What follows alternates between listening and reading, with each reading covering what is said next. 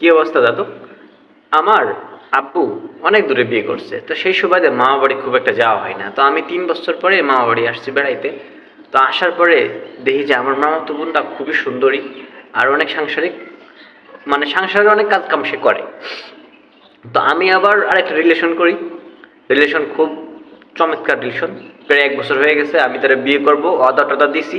আর মোটামুটি আমি একটা আংটি গার্লফ্রেন্ডে দিছি যে ভাই তুই এটা নিয়ে শান্তি থাক, আমি তোরই বিয়ে করবো আর কাউরেই বিয়ে করবো না। মোটামুটি গার্লফ্রেন্ডের সাথে আমার কি আংটি অদল বদল হয়ে গেছে।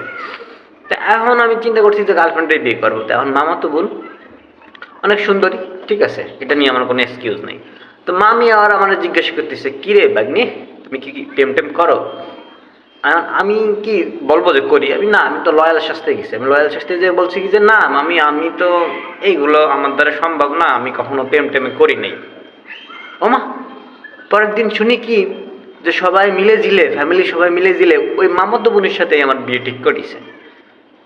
এখন আমার অবস্থা তো প্রায় যায় কিরে, আমি ওদিক দিয়ে গার্লফ্রেন্ডরে সোনার আংটি গিফট করেছি, তারে কইছি, কমিটমেন্ট দিছি যে আমি তোমাকেই বিবাহ করব, অথচ এদিক দিয়ে সবাই মিলে দিলে আমার এই মামাতো বোনের সাথে বিয়ে ঠিক করে দিছে। মামাতো বোনটা আমার এখন বিয়ে করতে হবে, কোনো উপায় নেই, 2-1 দিনের ভিতরে আমার বিয়ে। এখন আমি কি করবো? আজ আমি